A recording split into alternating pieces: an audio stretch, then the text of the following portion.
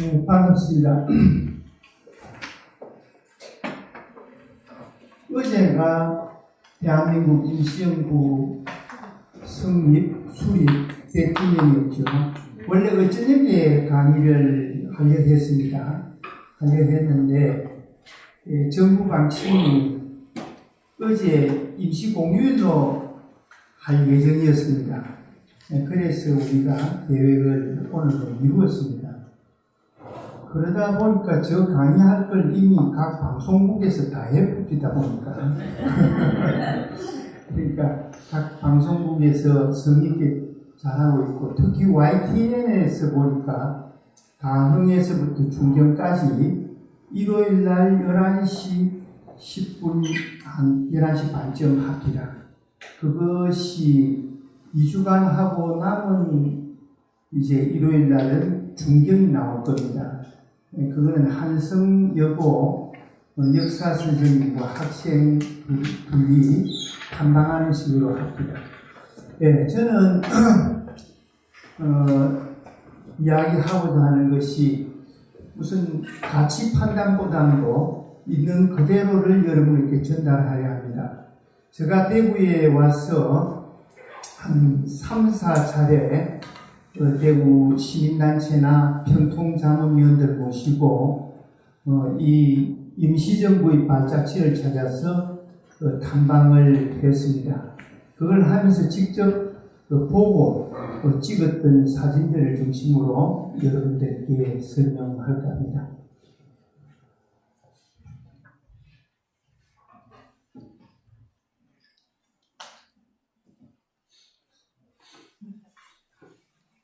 보는 게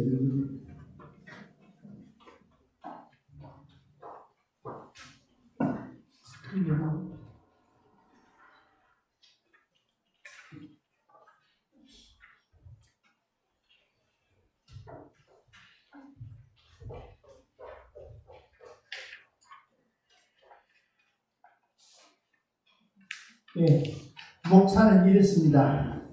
3.1운동과 임시정부 수립, 그 다음에 이장은 대한민국 임시정부 출범, 태동기 이동 시기. 오늘은 태동기 이동 시기의 일부까지 하고 마치겠습니다. 그 다음 화요일에는 중경 시기부터 강의를 할까 합니다. 넘기시죠. 임시정부는 어째서 생겼느냐? 그러니까 1919년 3.1운동이 일어나자 전국에서 독립지사들이나 뜻있는 지식인들 그리고 모든 국민들이 우리 나라를 되찾기 위해서 새로운 정부를 만들어야 된다는 그런 여망이 많이 싹텄습니다. 그래서 3.1운동 때 조선이 독립국임을 선포했고, 그로 인해서 대표할 수 있는 기구가 필요하다. 이래서 임시정부가 곳곳에서 생겨났습니다. 몇 개가 생겨나는가 하면은 원래는 8개였습니다. 외국에서는 브라디보스톡하고 상하이에서 생겼고, 그 이외에 국내에서는 평양에서도 하나 임시정부가 생겼고, 그 다음에는 남쪽에 그 이외에는 서울에서 생겼습니다. 그래서 여러분들께서 어떤 책들을 보면은 어떤 학자들은 6군데라고 하고 어떤 학자들은 8군데라고 하는데 일반적으로 고등학교나 또는 대학의 교과서 쪽으로 가르칠 때는 8 임시정부를 이야기를 하고 있습니다. 넘기세요. 그 중에서 임시정부 중에서 가장 먼저 생긴 것은 브라디보스톡에서 생긴 바로 대한민국 의회입니다. 1919년 3월달에 생겼죠. 그 다음에 한성정부는 서울에서 생겼고, 상하이 임시정부는 상해에서 4월달에 생겼습니다. 이 세 개가 꼭, 한성정부는 서울에서 생겼는데 아시다시피 서울은 일본이 점령해가 있었고, 그 다음에 브라디보스토크는 그때 당시 러시아 1917년 러시아 혁명에 의해서 브라디보스톡은 상당히 불안했습니다. 그래서 독립지사들이 이래서는 안 되겠다. 우리 이걸 모아야 되겠다. 모으는데 어느 곳으로 모으는 것이 좋느냐? 이랬을 때 바로 상하이로 모으자 하는 데 뜻을 모았습니다. 그러면서 법통은 어디의 법통을 이어받는가 하면 한성정부의 법통을 이어받자. 왜냐하면 한성정부는 당시에 13개 도의 대표들로 구성된 그런 임시정부였기 때문에 한성정부 것을 이어받고 장소는 어디로 하는 게 좋다? 상하이로 하고 그 다음에 대통령은 이승만을 모시고 국무총리는 이동희로 모셨습니다. 왜 대통령은 이승만으로 했는가 하면은 한성정부 때 집정관이 그때는 대통령제가 없었습니다. 집정관이 바로 누구였는가 하면 이승만이었습니다. 이승만은 아다시피 미국에서 프린스턴 대학에서 정치학 박사 학위를 받고 국내에서 활동하다가 감옥에도 좀 살았고 미국에서 활동을 많이 했죠. 그런데 어쨌든 그때 당시에 이름이 있었기 때문에 집정관에 임명을 한 것이었습니다. 그리고 대한민국 의회 쪽에서는 누구를 내세웠는가 하면 이동희라고 하는 사람을 내세웁니다. 이동희는 요즘 말로 하면은 좌파입니다. 레프트입니다. 그런데 여러분들 여기에서 독립 지사들을 갖다가 우파니 좌파니 가는 것은 지금 현재의 작도로서 가는 것은 굉장한 역사적인 모순이다 이렇게 봐야 됩니다. 이유가 뭔가 하면은 그때는 같은 중국에서 활동하는 독립지사들일지라도 공산당의 지원을 받기 위해서 공산당이 됐고 그 다음에 국민당의 지원을 받기 위해서 국민당의 우파가 된 거지. 그 사람들이 그때 당시에 마르크스 레닌주의가 뭔가 그런 것도 사실 모르는 사람들이었습니다. 그런데 이동희가 그때 국무총리로 대한국민의회 쪽에서 이동희가 왔습니다. 그러면은 누가 이걸 주선을 해서 상하이 임시정부를 만들었느냐? 그거는 바로 안창호와 원시훈입니다. 여러분들 도산 안창호 선생을 잘 알죠? 근데 도산 안창호 선생 같은 분들은 실제 상해 임시정부를 이끈 사람인데도 자기는 전면에 나서지 않았습니다. 나서지 않고 전부 다른 사람들을 앞세우고 오식 민족의 자주 독립을 위해서 헌신했던 분입니다. 그런가 하면 이제 원세훈이라 그런 사람, 저 사람은 그때 러시아령에서 간부를 맡고 있던 사람인데 훗날 우리가 해방이 되고 난 이후에 원세훈은 서울 중구에서 초대 국회의원에 당선되기도 하고 그랬던 사람입니다. 이 두 사람이 노력을 해서 이루어낸 겁니다. 당시에 또는 러시아령 브라디보스톡과 중국 상해 한성 이걸 합했던 겁니다. 그래가지고 9월 11일에 하나로 합하게 된 겁니다.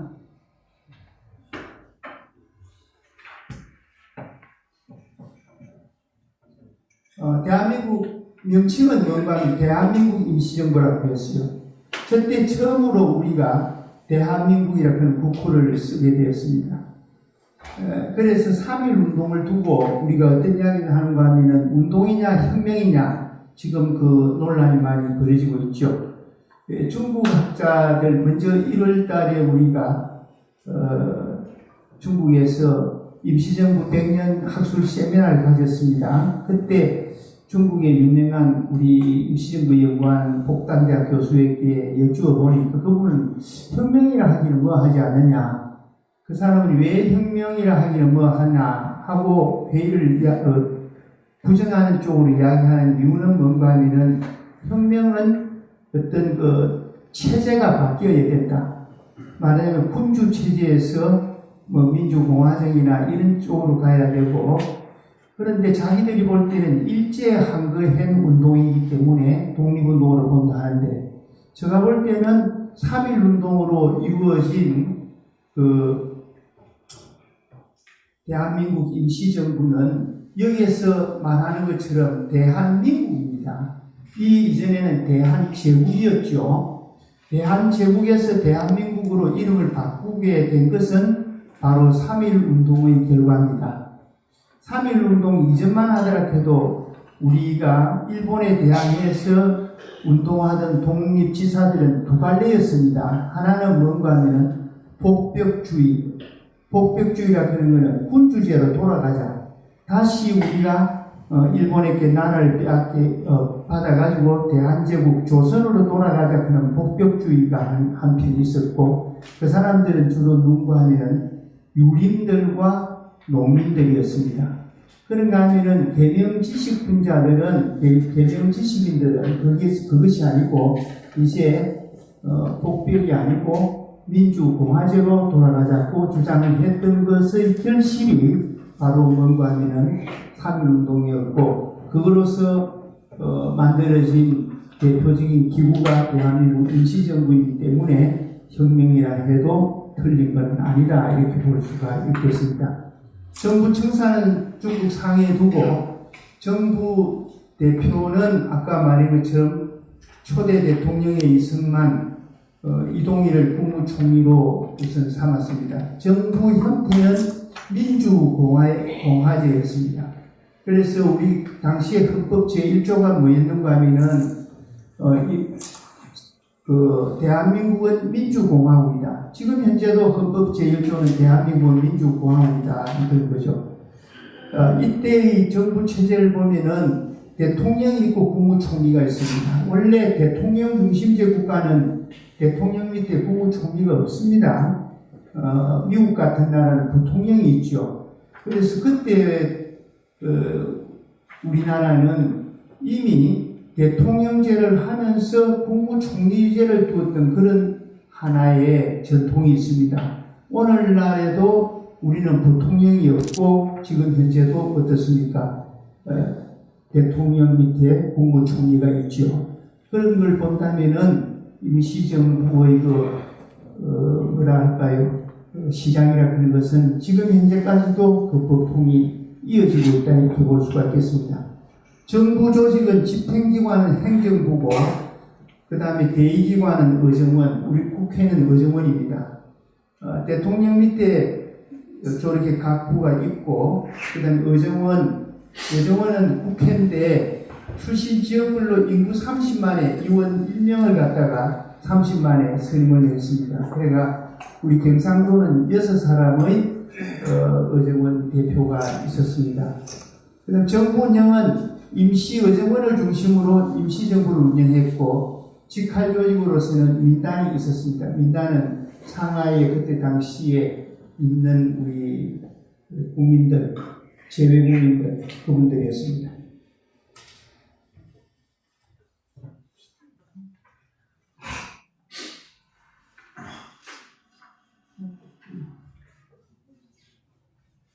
이분이 이승만, 이분이 이동이죠. 며칠 전에 MBC인가 보니까 집으로 가는 프로가 있었죠. 우리 이제 과거에 독립운동했던 분들의 후손들이 지금도 러시아나 뭐 여러 외국에 흩어져 있는데 이제라도 집으로 돌아가자 하는 프로였는데, 거기에 보니까 이 이동희 선생의 후손이 저쪽 키르기스탄 그쪽에 살고 있습니다. 그래서 우리 영화 배우 누가 가서 초청장을 전달하고 그런 걸 제가 봤는데, 바로 이렇게 열심히 조국의 통일을 위해서 노력했던 그 자손들도 훗날에는 1937년에 어떻게 됐는가 하면 러시아 브라디보스톡에 살던 우리 한 15, 16만 되는 우리 교포들을 갖다가 바로 소련이 저쪽에 있는 중앙아시아로 강제 이주를 시켰죠. 그때 가서 이 사람들은 고국에 돌아오지 못하고 그쪽에서 대를 이어가고 있습니다.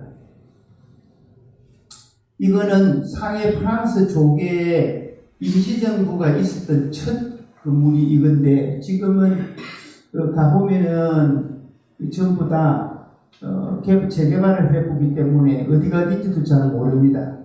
이거는 뭔가 하면은 이제 임시정부 첫 의정원이 열렸습니다. 의정원이 열려서 여러분들이 좀 아는 사람은 이 중에서 누가 있습니까?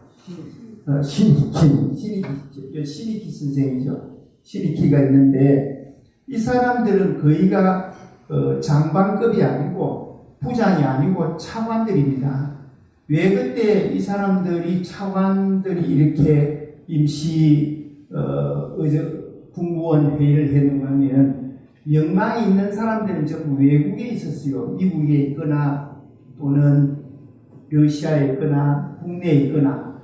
그래서 그 사람들의 거는 명예로 장관직을 임명해두고 차관급들이 실제로는 공무원을 갖다가 이끌고 갔기 때문에 이 사람들이 사진이 찍혔습니다. 그래서 여기 보면 뭐 안창호, 현순, 김철, 윤현진, 최창식, 이춘숙 이런 사람들 별로 우리에게 이름이 안 나가 있는 사람들인데, 찾아보시면은 그 이력서에 보면은 차관급이지 장관급은 아닙니다.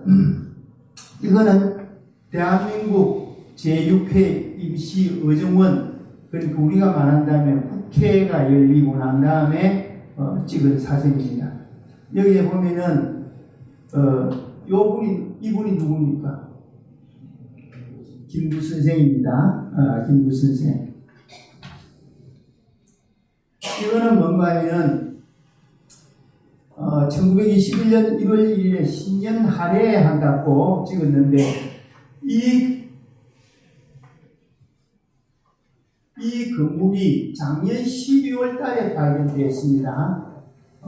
어제도 TV에 이게 나왔었던데, 이건 지금도 상하이에 가면 영안 백화점이라고 있어요. 영안 백화공사라고 있는데, 영안 길영자에다가 안녕한 편안할 안자, 그것이 그때는 호텔이었답니다. 이게 호텔인데, 그때 안창호 선생이 여기에 뭔가 하면 유숙하고 있었기 때문에 여기에 모두 모여가지고 그날 1일이라고 할애를 한 곳인데, 지금 현재도 이 장소가 그대로 계단이 남아 있습니다. 이 건물은. 그래서 우리 정부가 이걸 어떻게 우리가 활용할 거냐 지금 연구를 하고 있는 중이라고 합니다. 그 다음에 대한민국 임시정부를 우리가 한번 이제 본다면은 태동기는 상하이 시대입니다. 19년부터 32년까지. 그 다음에는 이동기는 32년부터 40년까지.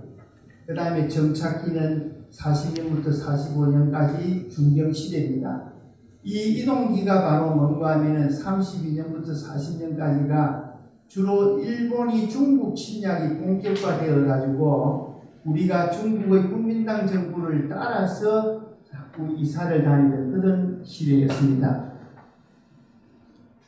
그 지도로 본다면은 상하이, 항저우, 전장, 난징은 수도는 없었습니다. 그 다음에 이렇게 해서 이래 이동을 하는데, 오늘 우리가 강의하고자 하는 내용이 뭔가 하면 상하이에서 이 해영과 짜싱을 가흥이라 그런 말을 자싱이라 그럽니다. 중국말로. 해영을 갖다 하이에이라 그러고 항주를 갖다 항저우라 그러는데, 이 지역에 피난했던 시절, 그것만 오늘 강의를 할 예정입니다. 정부는 상하이에서 항주로 이사를 했는데, 그 정부 요인 중에서 우두머리인 김구 선생을 비롯한 이시영 선생이라든지 그런 사람들은 전부 어디로 왔는가 하면 이 가흥으로 피난을 했어요. 요인들은 가흥으로 가고 정부는 항저우를 갔습니다. 그리고 그 다음부터 이제 이렇게 해서 이제 둘러가지고 충칭, 중경까지 갑니다. 그런가 하면은 이쪽에 붉은 거 이거는 농가를 김구 선생은 이쪽은 같이 가지 않았습니다. 이분은 여기 광주까지 왔다가 다시 장사, 호남성 장사 갔다가 일을 해서 중경으로 갑니다. 그래서 오늘은 요거 정도만 강의할까 합니다. 이것이 1919년 첫 임시정부가 있었던 곳인데 그 건물이 제가 첫째가 아니고 마지막입니다. 이 건물이 1989년에 제가 중국을 갔을 때 이 모양이었습니다. 실제 우리가 그동안에 국교가 단절이 되어 있었기 때문에 챙기질 못해가 이 모양이었는데, 그래서 제가 89년에 가가지고 택시기사를 보고 한국 임시정부를 가자니까 임시정부 어딘지 모릅니다. 그래서 간 곳이 어딘가 하면은 다음에 나옵니다만 저 바로 옆에 가면은 한 400m 떨어진 데 가면 중국 공산당 창당대회 당사가 있습니다. 그곳으로 인도를 해서 제가 그곳부터 먼저 가보고 다음에 이곳을 갔는데, 이것을 지금 현재는 단장을 해서 이렇게 되어 있습니다. 대한민국 임시정부 구시, 요거는 영문이고 이거는 안문입니다. 보통 가면 여기서 사진을 많이 찍고 하죠.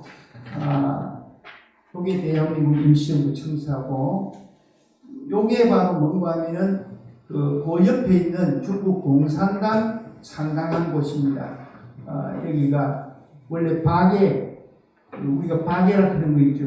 박예, 넓을 받고 사랑했자. 박예 여자 고등학교 건물이 이건데 1921년 7월 달에 모택동을 비롯한 공산당 대표 13명이 여기에 모여서 공산당 창당대회를 하려 하다가 국민나라의 당시와 프랑스 조개니까 여기가 프랑스인들의 감시에 못 견뎌서 어디로 가는가 하면 강흥으로 가서 강흥에 있는 나무에서 마지막 회의를 합니다. 그런데 참 공교롭게도 우리도 그 강흥으로 피난을 가서 강흥 나무에서 한국 국민당을 갖다 창당을 합니다. 나중에 보면 그렇게 흘러가요. 그러면은 상해에 있을 때 우리 상해의 임시정부 초기의 활동을 한번 본다면은, 이때문에 국내 통치 시도를 했어요. 연통부와 교통국을 운영을 했습니다. 이건 연통부는 뭔가 하면은 국내 행정 장악이 목적이었습니다. 그때만 하더라도 이북 쪽에는 북한 특히 함경도 같은 데는 거의 읍면까지도 조직을 했습니다. 행정 조직을. 우리 임시정부가 파견한 사람이거나 아니면 거기에 원래부터 살고 있는 사람들에게 임명장을 주어서 바로 행정을 연계를 했어요. 교통국은 독립운동에 필요한 정보 수집과 연결되는 건데, 주로 뭔가 하면 국내에서 자금 같은 거, 우리가 말하는 어딥니까? 임청각의 이상용 선생 그런 집이나 또는 의령에 있는 안희재 선생, 이런 분들이 사제를 통해서 보낼 때 저런 루트를 통해서 임시정부로 전달되었습니다. 그 다음에 외교활동은 국제적으로는 파리 대표부를 구성하고 김규식을 정권대사로 파견했습니다. 이 김규식은 3개국의 영어부로 중국어, 일본어까지 다 능통한 그런 수재인데, 이분이 파견되었고, 중국 쪽에는 그때 당시에 수는 이 광동에서 광주라고 있죠. 광동에 호법정부라고 일종의 청나라에 대항해서 민주정부를 만들었어요. 청나라는 만주족 아닙니까? 그러니까 자기들 정부 만드는데, 이 정부로부터 공식적으로 뭔가 하면 우리 임시정부가 승인을 받고, 그때 당시에 이 김규식이 아닌 신규식이라 그런 분이 또 있습니다. 이분이 외무 총감이 돼가지고 그쪽과 연계를 해서 소문으로부터 우리가 보호를 받는 것도 인정을 받았고, 그 다음에 미국에서는 이승만을 중심으로 주로 활약을 했는데, 미국에 이승만을 중심으로 활약하고 미국 쪽에는 하와이 같은데 1800년 말엽에 이민 갔던 사람들이 한 15만 살았어요. 그 사람들이 1년에 $10 정도씩 세금을 냈습니다.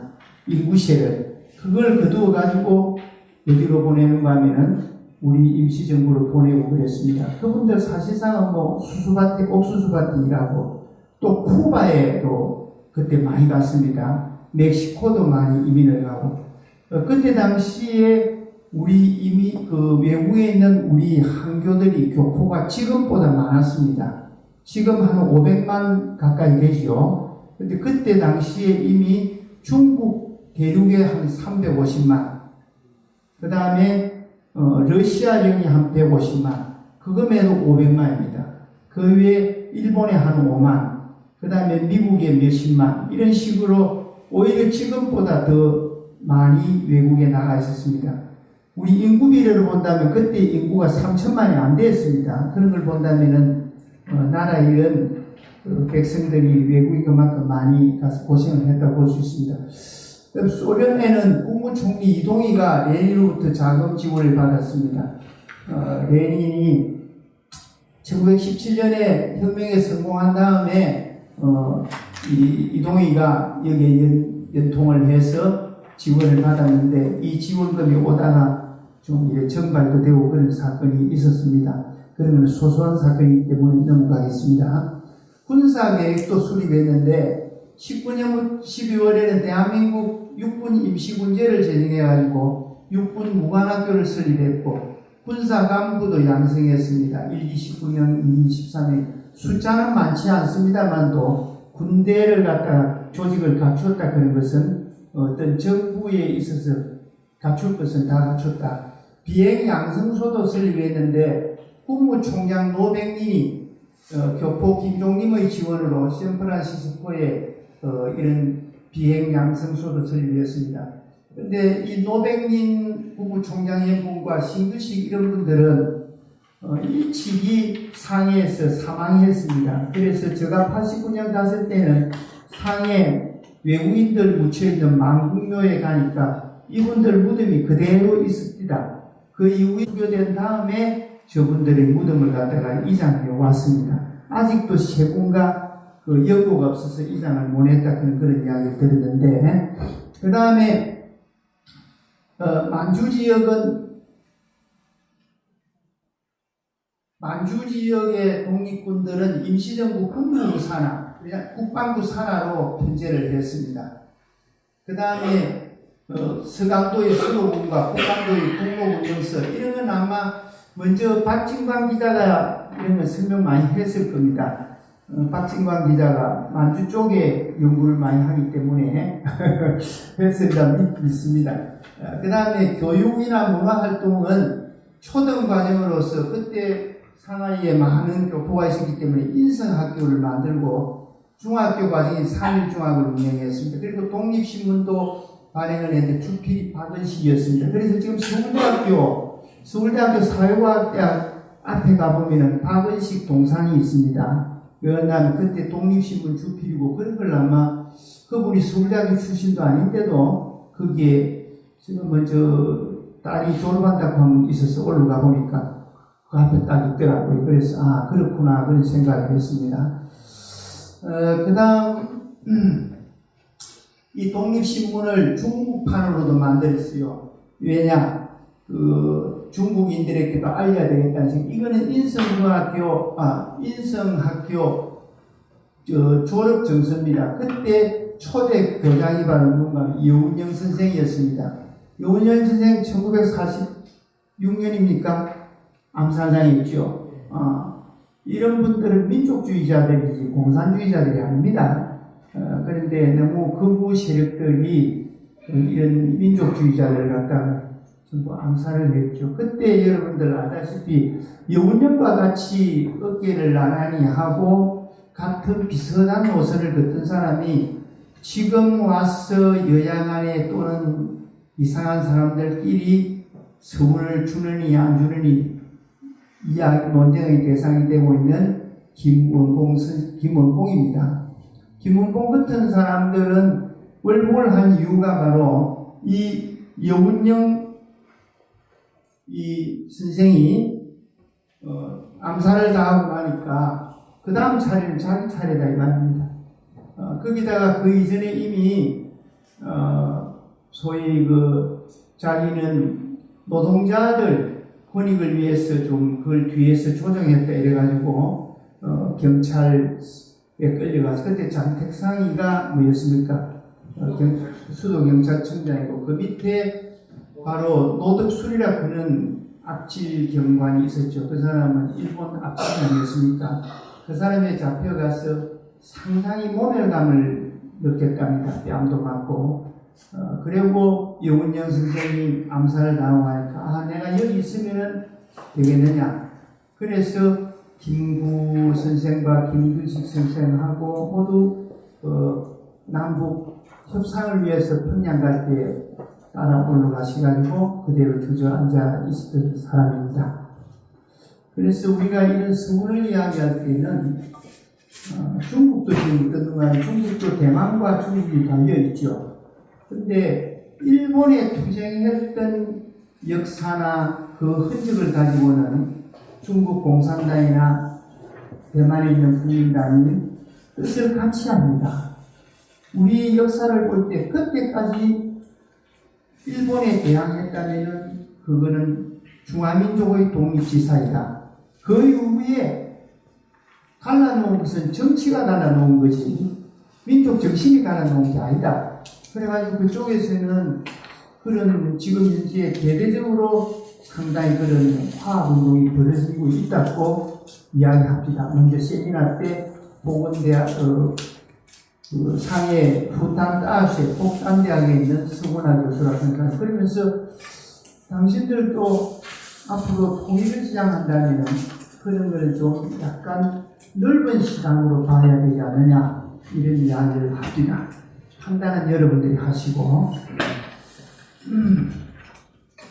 그 다음에 그랬는데 이게 잘 돌아갔는데 일본 제국주의가 만주 침략을 하게 되고 1차 대전에 일본이 연합국이 돼가지고 전선국이 되고 그래 됩니다. 그러니까 우리가 했던 뭡니까 외교 문제 앞에 김규식 선생을 비롯해서 외교를 했죠. 베르사유 강화 체제한 국제적인 안전기조를 고집하는 열강의 맹대다. 이 무슨 말인가 하면은 아시다시피 1919년에 1차 대전이 종료가 되고 바로 베르사유 궁전에서 연합군들이 모여서 뭐합니까? 바로 새로운 체제를 만들고 국제연맹을 만들고 그래 하죠. 그때 사실은 일본이 그때 당시에는 연합국이었습니다. 바로 독일과 오스트리아, 터키 이런 기초국들을 갖다 물리치는데 일조를 했기 때문에 아무도 우리말을 듣지를 않았습니다. 심지어는 여러분들 알다시피 미국과 일본은 뭡니까? 가세라 페퍼트 조약에 의해서 일본은 한국을 잡아삼키고 미국은 필리핀을 잡아먹고 영국은 저 밑에 있는 버마나 뭡니까? 저런 나라, 프랑스는 말레이시아나 이런 나라 이런 식으로 서로가 갈라먹지 않은 시기였고 모두 다 같은 배를 탔기 때문에 뭔가 하면은 우리가 외교 활동을 통해서는 이 사람들을 갖다가 담당해낼 수가 없었습니다.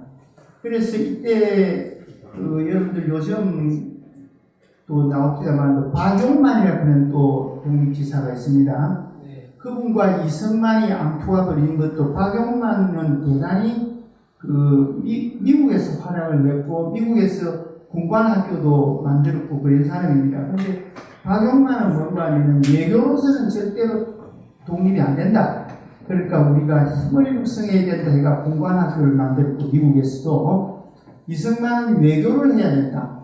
그래서 두 사람이 사실상은 뭔가 하면은 원래 한국에 조선에 있을 때는 같이 감옥에서 살아가지고 의형제를 맺었던 사이인데 훗날 갈라지는 것도 바로 외교 활동을 두고 외교 활동 가지고는 안 된다.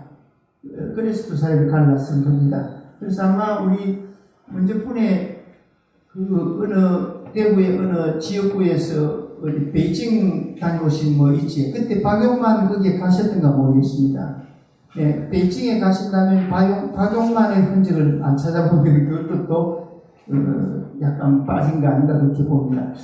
그 다음에 그 일제가 이제 1920년대 말년부터 굉장히 이제 만주를 잡아 삼키고는 중국을 전부 다 침탈하게 됩니다. 그러니까 어떻게 하는가 하면은 우리 아까 말한 교통제나 연통제를 억압을 합니다.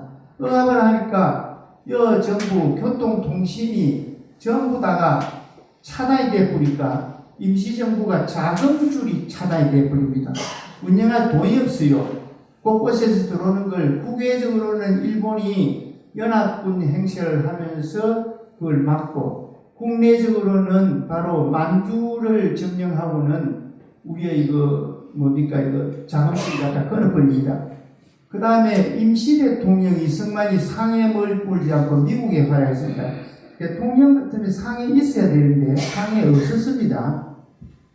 그러니까 이게 대통령이 최고의 의사결정권자인데 이 사람이 없으면 결과적으로 어떤 기대고 맙니까?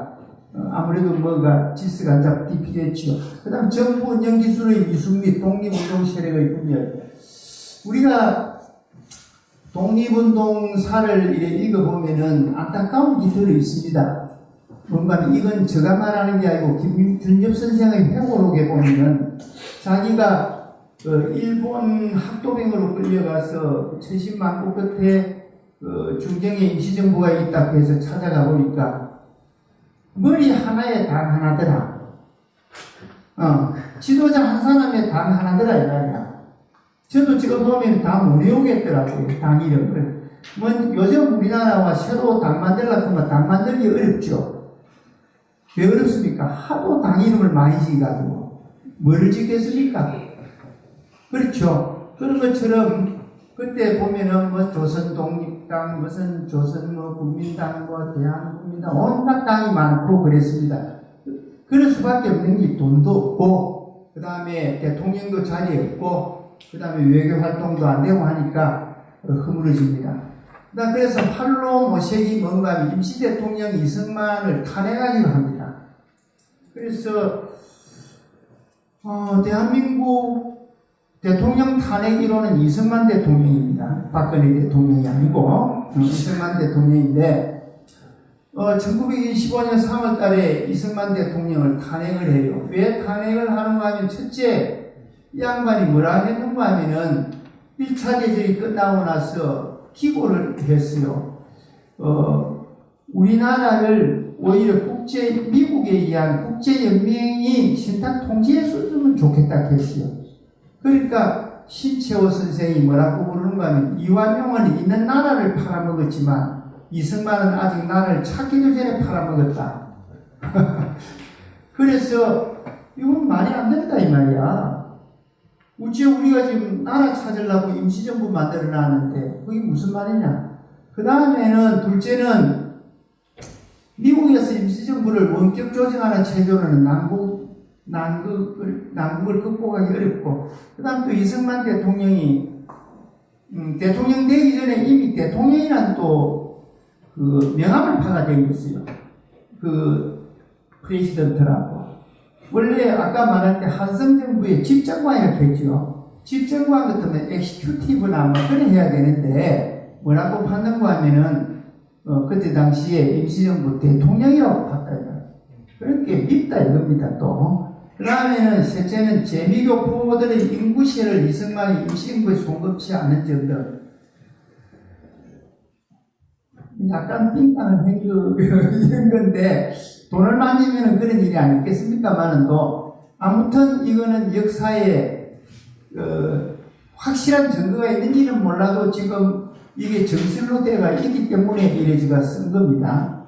그 다음에는 이래서 이것까지 안 되겠다. 이승만을 탄핵시키고 대통령제를 폐지하고 내각 책임제 국무령제를 채택합니다. 맨 처음에 이제 탄핵하고 나서 잠시 박은식 선생을 2대 대통령으로 두고 2대 대통령인 박은식 선생이 3월 달부터 7월 달까지 대통령직 하면서 헌법을 개정해가 내각제로 바꿉니다. 그러니까 대통령 한 5개월 했죠. 아까 말한 서울대학교 사회과학대학 앞에 가면 동상이 있다 그런 그분입니다. 지금 박은식 선생의 아들이 지금 광복회 회장합니다. 말썽이 좀 있었죠. 박은식 선생은 원래 아들이 없었습니다. 딸만 있었는데 양자를 세웠어요. 보기 드물게 박은식 선생 아들 지금 광복회장 전무는 서구 교육도 많이 받고 영국 가서 박사학위도 받고 어쨌든 지금 광복회 회장을 하는 그런 분입니다. 그 다음에 이제 초대 이제 헌법을 맡아 국무령제 맞은 내각 책임제를 바꾸었다 이 말입니다. 그래가지고 국무원 이상용을 갖다가 초대했습니다. 이상용 안동에 임청각 있죠. 어제 보니까 임청각 먼저 문재인 대통령이 안동을 방문해가지고 그 임청각 앞으로 진행한 철도를 교외로 옮기겠다 해가지고 그걸 옮기고 이제 집들로 복원을 내가 복원식도 하고 그랬습니다. 대통령에 대한 평가가 좋고 나쁜 건 많이 있겠습니다만 그 점에 있어서는 TK 사람들도 박수를 보내야 됩니다. 지금까지 역대 대통령이 TK에 그렇게 많이 나오도 그걸 한 사람이 없습니다. 그러니까 뭔가 하면은 그 임청각이 왜 그렇게 되느냐. 바로 그 철성 이시들 가문에서 훈장받은 분이 수십 명이나 크죠. 그러니까 누가 외놈들이 밉답고 그 사랑채에다가 철도를 통과하고 나버린 겁니다. 그래서 우리가 가보면은 외놈들 참 지독하구나 그래 생각했는데 지금까지 있다가 공사해가지고 이제 철도를 안동교회로 옮기고 그 집을 복원을 한 건 그 이상용 선생입니다. 그 다음에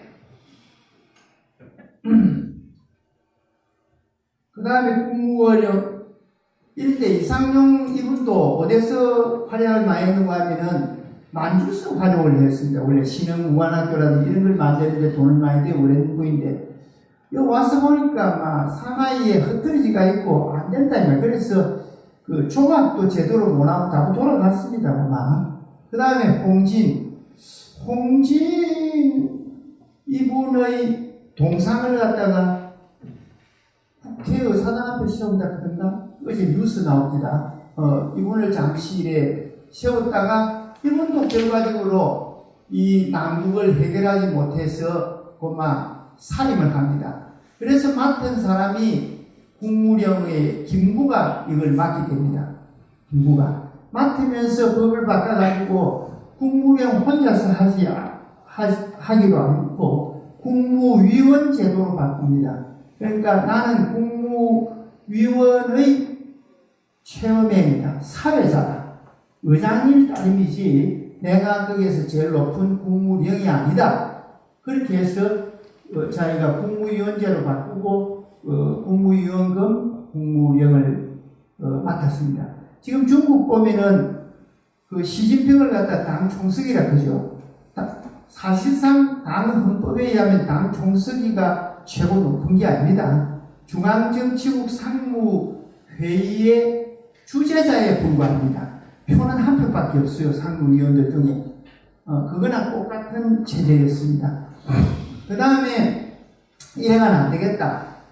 너무 머리가 많아가지고 당이 많아 안 되겠다. 이래서 유일당 운동을 모색합니다. 유일당. 우리도 중국 국민당이 중국 정부를 대표하듯이 우리도 한 당을 만들자. 말하자면 소련 같으면 뭡니까? 소련 공산당 하나가 다스리는 것처럼 만들자 해서 만드는 것이 우파정당으로서 이동영, 안창호, 김구를 중심으로 만든 것이 바로 뭔가 하면은 한국 독립당입니다. 여기 이분이 박은식, 이분이 이상용, 임청각, 네. 여기는 홍진, 김구, 요 대로 이승만, 박은식, 이상용, 홍진, 김구 이런 식으로 지도체제가 변화되어 왔습니다. 이거는 한국 독립당 창단 기념식입니다. 여러분들 아실 수 있는 분은 이분은 김구고 이분은 이시영이죠. 이시영 저 집 가문도 6형제인가 많았는데 그 중에 한 분은 이회영 씨가 있었죠. 그분도 상해에서 데빌로도 오다가 우리나라 사람들 참 나쁜 사람 많아요. 조선족도 우리나라 사람이 고변을 해서 일본에 잡혀가 바로 총살당했습니다. 그 손자입니까? 정손자입니까? 손자죠. 손자가 누군가 하면은 지금 민주당에 있는 이종덕이고요. 이종걸. 천재적인 사람이죠. 그분 뭐 예술도 잘하고, 그러니까, 멋쟁이지. 그 다음에 이종찬이라고 있어요. 국정원장 했던 사람. 예. 그분 둘이가 사실은 정부가 재종관일 겁니다. 왜냐면은, 그런 사람입니다. 이 집이 요즘 말한다면은 현대가의 재산만큼 신흥 무관학교에 바로 투자기보다도 거기에 헌납을 한 그런 분들입니다. 참 좋은 분들이 많지요. 요즘 부자들이 이런 걸 배워야 되겠죠. 옛날 부자들은 이런 좋은 일을 많이 했습니다. 그래서 이제 이게 이래 침체기에 빠지면 안 되겠다 해서 누구가 김구 선생이 만든 것이 뭐였는가 하면은 한인 애국단을 조직합니다. 한인 애국단. 이거는 뭔가 하면은 우리가 이렇게 만든 임시정부를 갖다가 이렇게 시들게 해서는 안 된다. 침체하게 해서는 안 된다. 이래서 뭔가 하면 젊은 청년들을 중심으로 일본 노인들을 갖다가 암살하는 집단을 만듭니다. 이것도 따져보면 그런 말을 감히 하는 사람들이 있는데 사실 이걸 먼저 했던 사람이 아까 말한 김원봉입니다. 김원봉은 1919년에 이미 뭐를 했는가 하면은 의열단을 만들었죠. 아까 정만진 우리 선생 소설가께서 먼저 하실 때 광복군 하시죠 강의. 그게 바로 전신이 돼가지고 뭐가 만들어진 거, 의열단이 만들어지고 그래 만들어진 걸 굉장히 성공했죠. 일본 사람들이 제일 겁낸 게 김구가 아닙니다.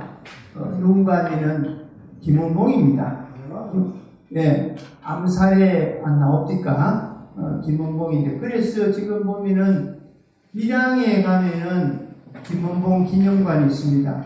그 김원봉 기념관 만든 사람이 밀양시장이요, 밀양 출신 국회의원입니다. 그 사람들이 좌파인데도 우파 시장과 우파의 국회의원들이 그걸 만들었습니다. 좋은 일이죠. 그래서 이거 암살 조직을 만드는데 이때 이봉창을 만납니다. 이봉창은 일본인 집에 양자로 갔던 사람입니다. 그래서 일본 말을 굉장히 잘하는 사람이었는데 일본에서 세탁소도 하고 이 사람이 김구 선생을 찾아와서 자기가 전에 한번 보니까 내가 청항이 지나간다 해서 업을 하라 해서 엎드려서 딱 쳐다보니까 야 이때 수류탄이 하나 있었으면 던지면은 저놈은 바로 죽일 수 있었겠다 그런 생각을 했다. 그러면서 김구 선생한테 와서 내가 뭐를 한번 해보겠다 해요. 그래서 김구 선생이 이 사람을 시켜서 어디로 보내는가 하면은 일본에 보냅니다. 그런데 일본에 가서 바로 이런 일본 천황을 저격을 하는데 불행히도 명중하지는 않았습니다. 명중하지는 않았는데 그래서 중국의 칭다오에 있는 민국 일보에서 뭐라고 했는가요? 불행부중. 불행부중은 앞에 거는 떼쁘고 불행히도 명중하지 않았다. 그러니까 중국 사람들이 얼마나 속이 시원해서 저런 기사를 썼겠노 이 말입니다. 그러니까 일본 사람들이 중국에 대해서 완태 들고 그런 일들도 있었습니다. 근데 이봉창이 이제 이거는 선서를 하고 애국단에서 손들고 나는 바로 나는 적성으로서 조국의 독립과 자유를 회복하기 위하여 한국 애국단에 이루어야 되어 적국의 수계를 도륙하기로 맹세하리라. 선서의 이봉창. 이런 일이 있었습니다. 이게 한국 애국 땅들이 머무는 숙소입니다. 이것도 최근에 발견되었어요. 우리가 그래도 이제 국력이 좀 있고 먹고 살만하니까 이런 것도 찾고 있는데 이게 한겨레 신문에 어느 기자가 발견을 했더라고요. 그런데 한국 한인 애국단의 합숙소로 쓰던 곳인데 현재는 1층에는 네일샵을 하고 있고 유니 네일 뷰티라고 생각하고 요 위에 2층과 3층에 바로 우리 한인 애국단들이 여기에서 기숙하면서 김구 선생의 지시를 받고 그랬던 곳입니다. 이봉창 태극기 앞에 선서하고 이거는 체포되는 그런 광경이죠. 그 다음에는 이제 윤봉길, 바로 김구 선생을 찾아온 사람이 윤봉길입니다. 윤봉길 너무나 잘 알겠습니다만도 원래 충남 예산 출신으로서 이미 결혼을 해서 처자식도 있고 거기에서 향토 교육까지 하던 사람인데 큰 뜻을 가지고 상하이로 넘어왔어요. 넘어가지고는 바로 김구를 만납니다. 그래서 김구 선생의 그 조언을 받고 바로 일본 천황이 생일날 그걸 갖다 무슨 절이라 그런가 하면은 천장절이라 하는데 그날 하고 또 1932년에는 중국에서 어떤 일이 일어나는가 하면 그 제1차 상해사변이 일어난 겁니다. 제1차 중일전쟁이라 해도 과언이 아닙니다. 중국이 일본이 중국 상해를 갖다 침략합니다. 일본 사람들이 참 안 좋은 것이 뭔가 하면은 성녀 몇 명을 상해 시내에 풀어놨고 그 중에 한 사람을 죽이버리고 몇 명을 갖다가 구타를 당하게 합니다.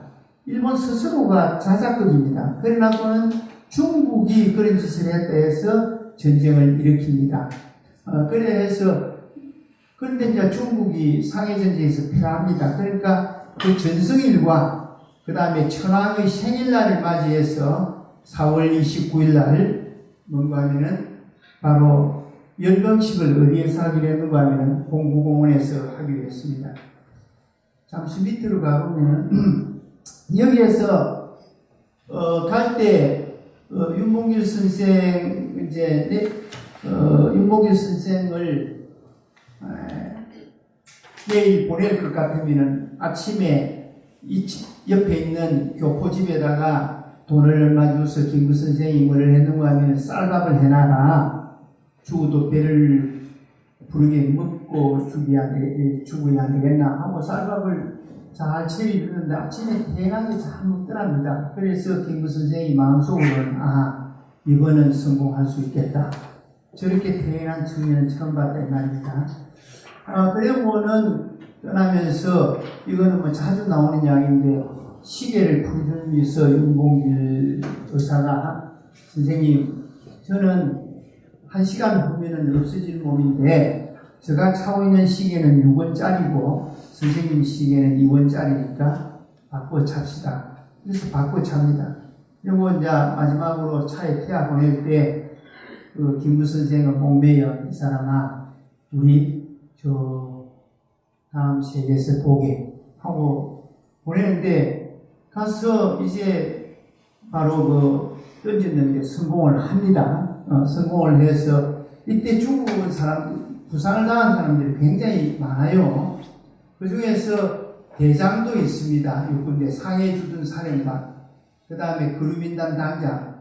이 중에서 유명한 사람이 시게미츠가 그런 사람이 이 상해주재 공사에 있는 외교관인데 이 사람이 훗날 1945년 8월 15일에 일본이 항복할 때 그 미주리 항위에서 메가드 장군한테 항복 문서에 하는 사람 사인하는 사람이 이 사람입니다. 한쪽 다리 없이 한쪽 다리를 윤봉길 의사한테 잃은 겁니다. 그때 당시에. 그런데 윤봉길은 적석에서 체포돼 가지고 사형 선고를 받고 일본 오사카 형무소에 수감됐다가 가나자와 육군 구검소에서 총살을 당합니다. 이게 바로 누군가 하면은 아까 말하는 시게미츠 외상. 이제 아까는 공사였는데 이제 외상까지 된 겁니다.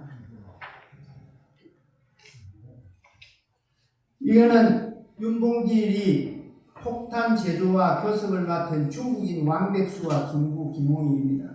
이 왕백수라 그는 중국 사람은 바로 폭탄을 제조하는 그런 창에 근무하는 사람이고, 이 사람은 김홍일 씨 잘 알죠? 김홍일 훗날 우리 그 민주당 계열의 대표 최고위원도 하고 그랬죠, 김홍일 장군. 근데 이번에 일찍이 중국에 귀화를 해서 이때 당시에도 중국 이름을 쓰고 있었습니다. 그래서 김구 선생이 김홍일에게 부탁을 해서 뭔가 폭탄을 만들어 달라고 했어요. 왕백수가 우리나라 의사들이 폭탄을 많이 던지는데 많이 실패를 했어요. 불발탄이 돼가지고. 그래서 이때는 김구 선생, 왕백수가 김구 선생을 직접 오시라 했습니다. 그래서 폭탄 실험하는 그곳에서 직접 던지보고 실험을 한 이후에 가져와서 윤봉길에게 주고 윤봉길이 선언하는 겁니다. 이게 노신공원인, 지금은 노신공원이라고 합니다. 왜 노신공원이라고 하는 건, 과거에는 우리가 배울 때는 홍구공원이라고 배웠죠. 홍구는 지역 이름입니다. 지역 이름 뿔글 홍자에다가 이 뿌자. 그런데 이 노신이라 그런 사람 잘 아시죠? 아큐정전 썼던 사람, 중국의 유명한 현대 개명 작가죠. 우리나라 조정래 소설가가 노신 문학상을 받은 바 있습니다. 여기에 노신 무덤이 원래 만국묘라고 하는 데 있었는데, 노신을 갖다가 윤봉길 의거했던 그 장소에, 그 공원에다가 이장을 했어요. 이장을 내가 이렇게 있습니다. 그래서 이름을 갖다가 노신공원이라고 바꾸었습니다. 이거는 일본인들 열병식 할 때 써가 있는 거고, 폭탄 투척을 하니까 아수랑이 됐어요. 이걸 갖다가 활동 사진으로 찍어 놨습니다. 그때 당시에. 누가 찍었는가 하면은, 상해 주재 소련 기자가 찍었어요. 저 안중근 의사가 할빈역에서 그때 그거 했던 활동 사진도 있죠. 그것도 뭔가 하면은, 소련 기자가 찍은 겁니다. 그래서 그분들이 고맙기도 하죠. 기자들이 그래서 필요한 겁니다. 저는 좋은 기록을 남겼고 얼마나 좋습니까? 그 다음에 이게 뭔가 하면은 윤봉길이 현장에서 체포되는 광경이고, 윤봉길 의사가 사형 집행 현장에서 여기 이렇게 해놨고, 요 가운데 이마에 여기 쏘입니다. 우리 그 김도월 선생이 KBS에서 이거 강의할 때 막 깍을 쓰면서 이 여자가 탁 쏘았다고 이래서 쓴 곳이 바로 이곳입니다. 바로 여기 겨누가지고 집행을 했습니다. 이거는 바로 어딘가 윤봉길 의거 현장인데, 윤봉길 의거 현장에 여기가 사실은 이곳이 윤봉길 의거 현장이 아닙니다. 여기서부터 아까 그 노신 무덤이 있었죠. 노신 무덤 앞에 거기입니다. 거기인데, 여기가 뭐가 있었는가 하면 아까 말하는 일본의 백천대장 있었죠. 그 사람 기념비를 세워놨습니다. 그 사람이 적사를 하고 나니까 일본이 상하이를 점령하고 있는 동안에 거기에다가 비를 세웠어요. 그래서 이 사람들이 나오고 난 다음에 중국인들이 이 장소에다가 뭔가 하면은 윤봉길 의거 현장이라고 지목을 하고 여기다 찍고, 그 뒤에 가면은 바로 뭔가 하면 예헌이라고 이런 곳이 있습니다. 재작년에 대구 여러분들과 같이 갔는데, 여기 강보양 여사도 요 강보양 같이 갔습니다.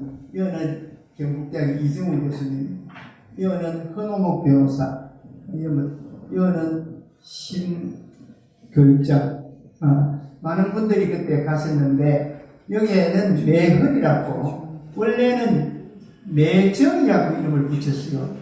매는 매화나무 매자에다가 직접 썼는데, 우리나라가 중국 정부에 건의를 해가지고 윤봉길 의사의 호가 뭡니까? 매헌이죠. 그래서 매헌으로 고쳤습니다.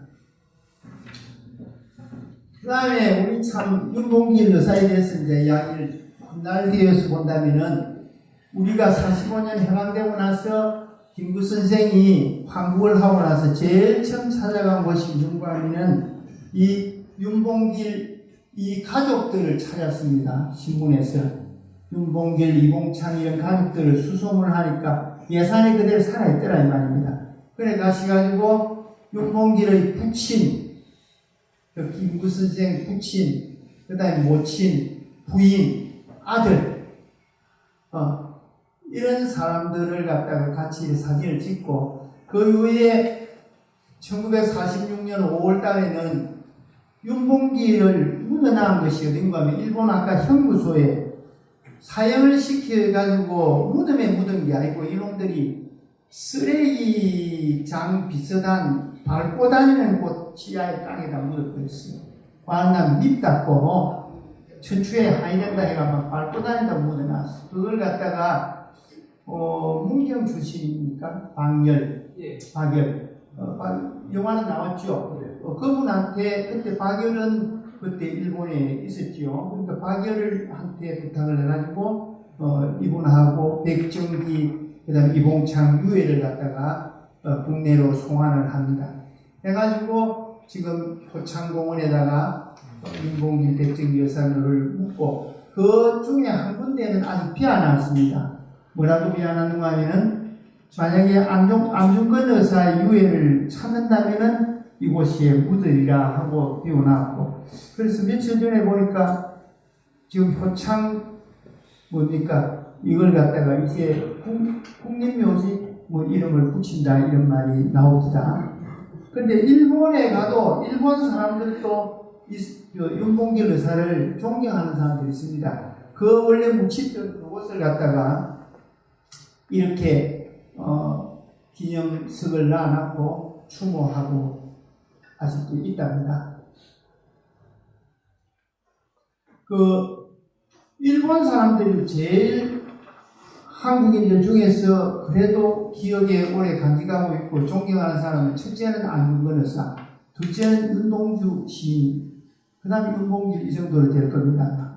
안중근 의사는 안중근을 직접 지키던 뭡니까 간수가 우리 대련에 한번 가보니까 전에 박진광 기자가 그때 인솔에 가고 따라간 적이 있는데 가니까 간수들이 누구 안중근 의사의 글을 얻으려고 그 앞에서 온갖 짓을 다 할 정도로 존경을 했어요. 그때 주 간수가 돌아가서 윤봉길 의사, 안중근 의사가 준 그 글을 가지고 붙여놨고 제사도 지내고 입회도 모셔놨고 그 지금 정손들 지금까지도 일본에서 안중근을 숭배하고 있고 그럼 윤동주에 관해서는 윤동주 시 읽기 양송회라든지 이런 팬클럽들이 일본에 있다는 그런 소리를 들었습니다. 근데 한국 대한애국단이 그러니까 여러분들 퀴즈를 낸다면은 윤봉길이나 이봉찬은 의열단이냐 의열대냐 광복군이냐 대한애국단이냐 그러면 뭐라 해야 되겠습니까? 대한애국단입니다.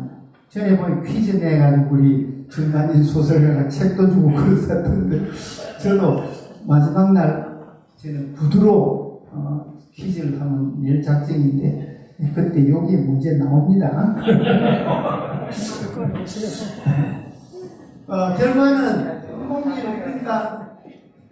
윤봉길 의거가 있기 전까지만 하더라도 막 이게 우리의 뭡니까 독립운동이 침체기에 빠져가 있었는데 바로 이 사건을 일으키니까 진짜 대역전을 가져옵니다. 장개석, 장제서라 그죠. 중국 국민당의 그때 총수였던 장개석이가 중국의 100만 대군도 하지 못한 일을 조선의 한 청년이 했다니 정말 대단하다 감탄했습니다. 그리고 세계 각 신문들에서 완전히 이거는 뭔가 하면은 일본의 요인들이 심지어 여러분들 45년에 한국 문서에 조인하는 사람까지도 여기 안 있습니까? 그러니까 얼마나 요인들인가 알 수 있을 겁니다. 이 사람들이 바로 그때 사상을 당했으니까 그래, 그 다음부터 이제 뭔가 하면은 자금줄이 슬슬 이제 생기기 시작합니다. 제일 중요한 중국의 적극적 지원을 이끌어내는 계기가 되었어요. 그러니까 그때부터 장개석 정부가 뭐를 하는가 하면은 도우기 시작합니다. 그 도우는 것은 나중에 이야기하겠습니다. 그리고 교포 사회에서도 저 쿠바나 멕시코나 하와이나 곳곳에 있는 교포들이 그때서 우리 조국이 안 죽었구나, 살아나구나. 그래서 이 사람들이 품풀이 모아둔 돈, 그거 1년에 10달러씩 내요. 그런 돈을 가지고 바로 지원을 하기 시작합니다. 그 다음에 그것이 그 한참 국민당한도 43년 12월 달에 2차 대전이 마무리되어 가는 즈음에 카이로에서 회담을 하죠. 이때 장개석이가 루즈벨트나 처칠 이런 사람한테 다른 나라는 몰라도 바로 윤봉길 어거나 임시정부의 활동을 봐서 이 나라는 바로 독립시켜줘야 된다 하고 바로 주장했던 근거도 바로 이런 윤봉길 어거가 아닌가 이렇게 생각됩니다. 그 다음에 안창호는 외경에 체포되고 대부분의 요인들은 강원과 항주로 피신을 합니다. 김구 선생은 피치 부인의 도움으로 프랑스 쪽에 피신을 하죠. 피치는 어떤 사람인가 하면 미국인 선교사이기도 하고 YMCA 총무였습니다. 기독교인인데 전에부터 이분들 아버지와 잘 알고 지냈는데 김구 선생이 그래서 김구, 김철이라고 하는 사람은 전라도 한평 출신입니다. 이 사람은 항주에 있는 임시정부를 끝까지 지키다가 거기에서 나중에 폐렴에 걸려 죽었는데 지금 항주에 가보면은 서호 근처에 그게 공동묘지에 그때 묻었다던데 지금도 무덤을 못 찾고 있습니다. 근데 전라남도 한평 나비 축제하는 데 있죠. 거기 가시면은 김철 기념관이라든지 아주 잘 지어놨습니다. 기회에 있으면 한번 보시는 것도 괜찮아요. 그 다음에는 안공근은 안중근 의사의 동생입니다. 그 다음에 음항석은 상해 임시정부에 가보시면은 김구 백범 선생 주석이 앉아있고 그 옆에서 펜 들고 앉아있는 사진이 있습니다. 그분이 음항석이라고 보면 됩니다. 이 외교에 좀 밝고 그런 분입니다. 이 피치 집에 20일간 있었는데 이때 막 뭐가 걸려오는가 하면은 현상금이 맨 처음에는 40만 원이었는데 이제 일본 외교부, 일본 주재 상해 사령부 기타 등등에 해가 60만 원의 현상금이 걸렸어요. 김구의 몸에 60만 원이 얼마 정도고 하면은 당시에 하루에 근로자들이 평균 하루 받는 임금이 1원이었습니다. 그러면은 60만 명이 받는 임금이면 대단한 거죠. 근데 이분이 대단한데 아까 말하는 누굽니까? 김원봉은 100만 원이 걸렸어요. 그러니까 일본이 그 목의 무게로 본다면 김원봉을 더 크게 치줬다 이 말입니다. 위험인물이다 이 말이에요. 소총한다고 3원했다고. 예? 소총한다고 3원했다고. 예. 그렇게 아까 시계 하나가 6원이고 2원이랑 그렇겠다. 그러니까 60만 원은 굉장한 큰 돈입니다. 지금 보면 그런 돈을 걸고 그래서 김구 선생님 그 피치 집에 더 이상 있을 수가 없습니다. 근데 피치 부인 그러니까 이제 피치 부인이 운전을 하고 피치가 운전을 하고 피치 부인과 김구 선생은 부부를 가장해가지고 빠져나옵니다. 그래가 강으로 피난을 가게 됩니다.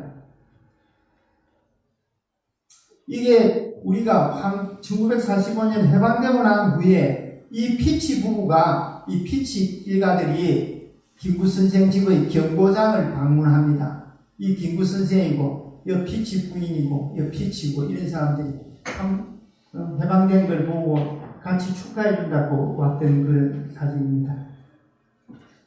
그 다음에 이제 피난처로 가는데 김구 선생이 가흥이라는 곳을 가는데 가흥은 아까 지도에서도 봤습니다만도 상해에서 요즘 같으면 고속철로 타면 한 2시간만 하면 가요.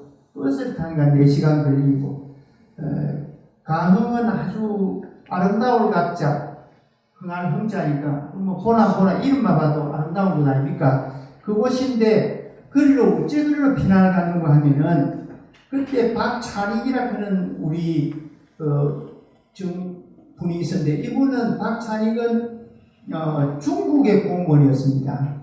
아까 말하는 손문희가 이끄는 호법 정부에 가서 외교 업무도 보고 그 다음에 남경에 있는 장개석 정부에서도 왜 했는가 하면은 저 사람은 일본에도 능통하고 영어도 중국도 능통하는 그런 사람, 경기도 파주 출신인가 어디 그럴 겁니다.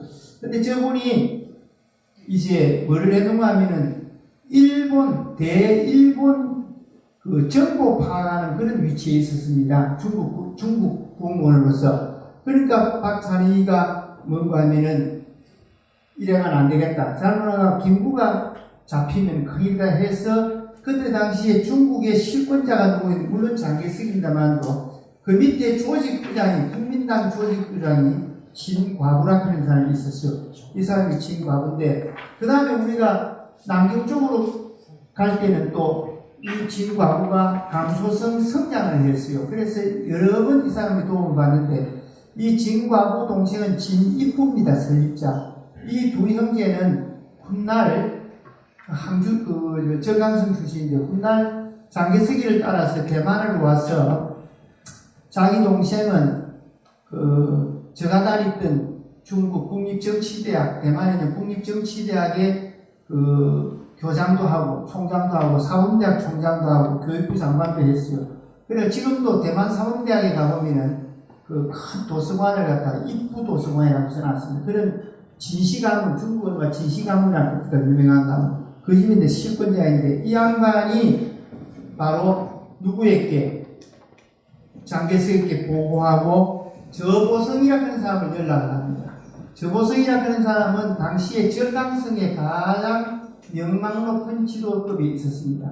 성장도 하고. 그리고 이 사람은 일본 경찰대학 출신, 일본 경찰대학은 훗날에 일본 전법대학으로 바뀌어 있습니다. 일본 지금 전법대학인가 법정대학이 저 사람이 나온 대학입니다. 그래가지고 상해 전법대학을 만든 사람이고 그 전법대학이 지금 상해대학랑 합병이 되어 있습니다.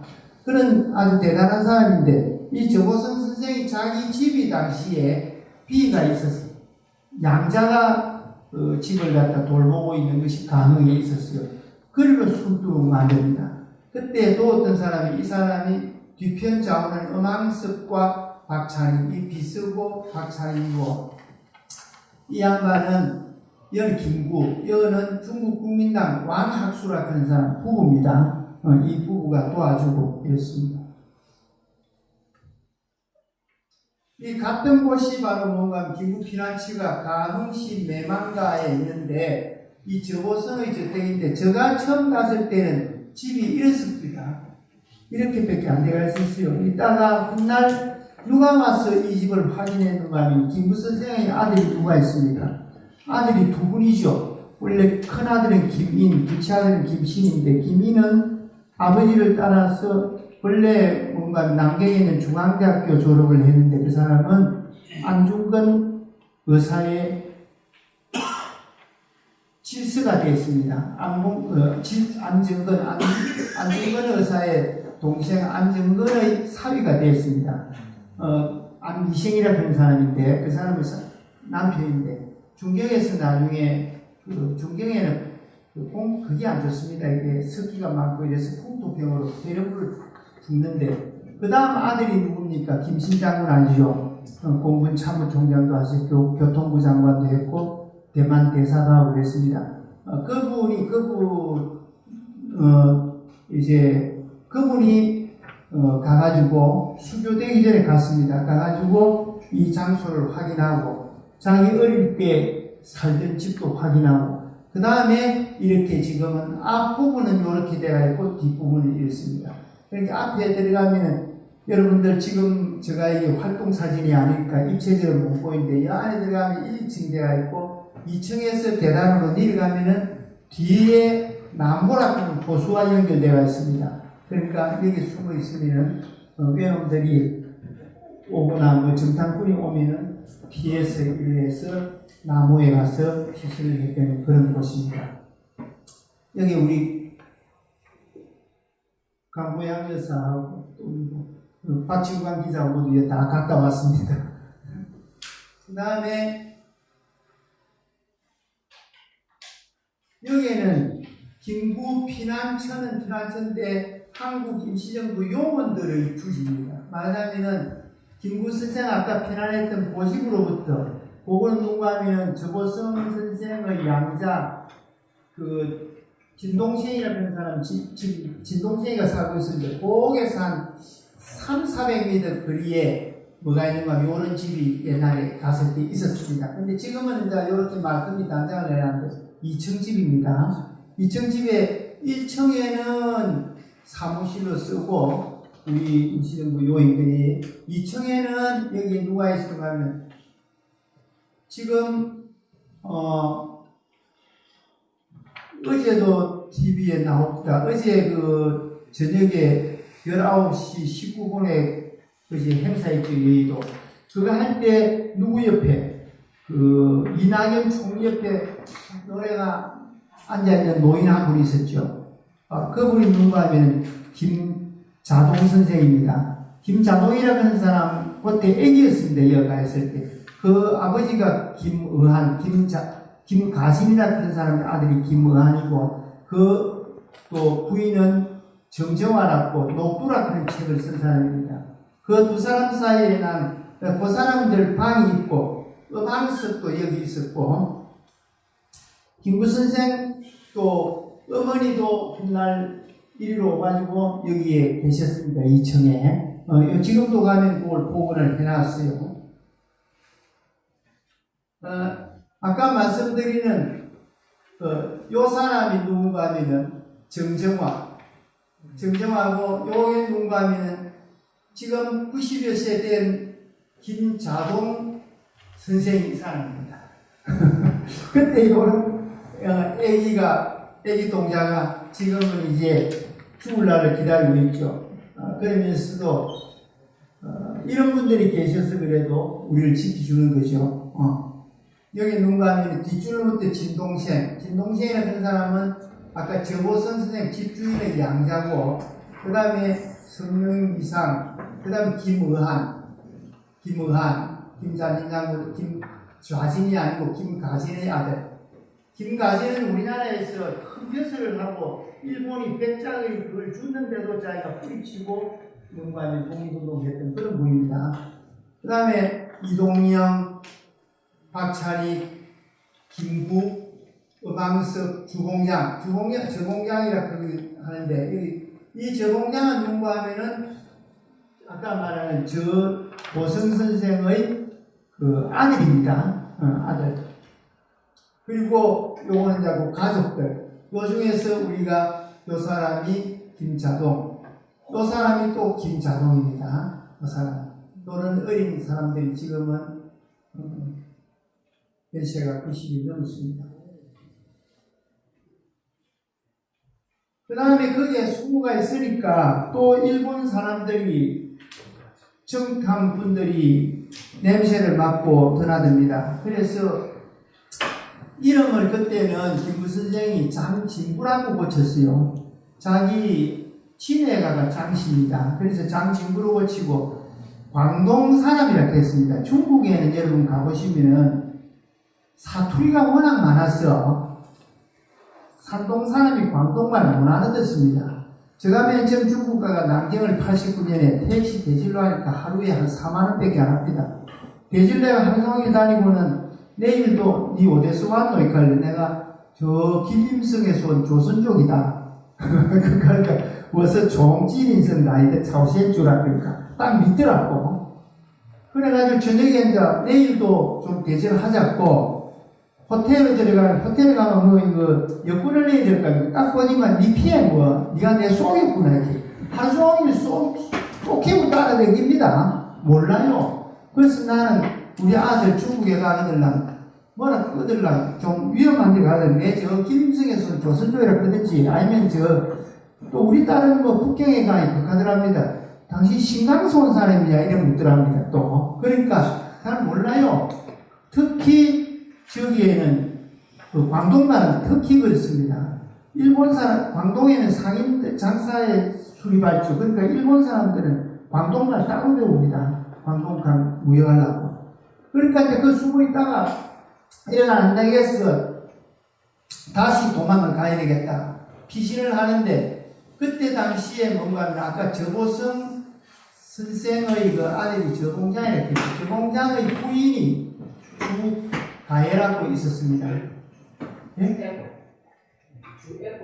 그건 다른 대상호이고, 주가해라고 며느리가 있었어요. 그분 친정이 어디였는가 하면 남북포가 있는 배영입니다. 남북포라 그런 데 가면 예, 참 경치가 좋아요. 이를 도망을 가는데 그때 애기 낳은 지 며칠도 안 된 그 며느리가 이 김구 선생을 모시고 강흥에서 남북포 가는 데는 운하입니다. 바로 운하. 옛날에 수나라 뭡니까? 양재가 만든 운하 있죠. 그게 절로 흘러가거든요. 그러니까 이제 그걸 타고 그 부인이, 그 사람도 아주 인텔리였습니다. 여자가. 말하자면 저공장 선생의 아들이 그때 당시에 미국 MIT에서 석사를 받은 사람입니다. 그리고 이 사람, 그래서 그 며느리도 당시에 초등학교 선생을 하고 있었는데, 그 사람 친정의 뭐가 있는가 하면, 그 삼촌이 폐병에 걸려가지고 요양하던 곳이었는데, 그분이 죽고 난 다음에 거기에다가 무덤을 만들었어요. 그런 곳에다가 숨겨준다고 데리고 갑니다. 바로 이런 곳입니다. 상하이에서 강해와 이리로 갑니다.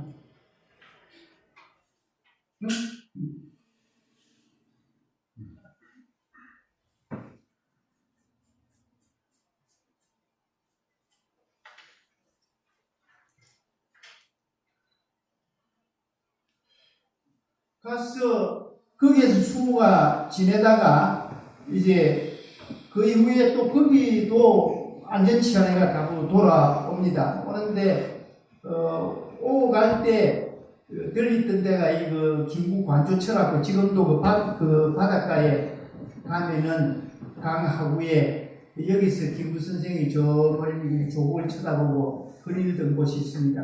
그 김구 관조처라고 있어요. 그럼 저공장 그 김구 피난에 도움을 준 사람들은 어떤 사람들인가? 이 저공장 아까 이야기했던 저 보성 선생의 아들입니다. 그 다음에 진동생, 이 사람은 중국 사람들 의형제 맺는 거 참 좋아해요. 우리 아들도 대만에 있는 어느 교수가 저거 아들 해가지고 선물 많이 합니다, 보면. 우리는 하는 것도 없는데 그 사람들이 굉장히 그런 걸 좋아해요. 그 다음에 이 주가해라 그런 사람이 자기 친정에 김구 선생을 모시고 갔다 그러죠. 그분이고, 이 송계영은 이 진동생의 또 아들이라고. 근데 이 사람들이 다 숨겨두면서도 60만 원 같은 현상금이 붙었는데도 아무도 이걸 고민하는 사람이 없습니다. 그만큼 우리로 치면 양반들, 지식분자들은 돈에 눈이 어두운 것이 아니고 바로 항일 투쟁의 공동의 운명이다 해가지고 그렇게 도와줍니다. 근데 아까 여기에 어느 분이 말씀드린 것 같이 천여대사공 주예보입니다. 이분은 바로 아까 보니까 그 숨었던 장소 강흥에 뒤로 배 타고 나왔다 했죠. 근데 이제 김구 선생이 강흥으로 돌아오니까 저공장의 아들 저공장이가 뭐라고 하는가 하면은 아이고 김 선생 그럴 게 아니고 내 그 친구 여자친구가 하나 중학교 교사하는데 지금 남편이 죽고 혼자 사는 여자가 있는데 보면 결혼을 하면은 당신 중국말도 못하고 하니까 좋겠느냐 하니까 뭐 하는 사람이야 그 중학교 선생이에요. 그러니까 김구 선생이 머리가 들은 거는 내 목이 날아가기 쉽다. 60만 원이 걸려서 변하기 쉽다. 근데 차라리 나를 대퇴하가 다니는 이 주예보를 보면 내게 소개해달라. 그러니까 주예보란 그때 나이 차이가 20대고 우리 김구 선생은 50대인데 이 사람 이 배에 얹혀서 바로 밖에 피신을 했다가 그 김구 백범일지에 보면은 뭐 어떤 날은 밤도 새고 오고 그래가 말이하면 깃대를 갖다가 뭐 흰 깃대를 꽂으면은 정탐꾼이 왔다. 뭐 검은 깃대를 꽂으면은 괜찮다. 이래가 돌아오곤 했다 그죠. 그래서 주예보 우리가 박열 영화를 보면 박열의 일본인 부인 있죠. 그분이 우리 이번에 훈장 받았죠. 예, 그분을 본다면은 저는 솔직히 이분을 우리가 훈장을 줘야 되지 않겠느냐. 예, 5년간 같이 동거를 했어요. 5년간.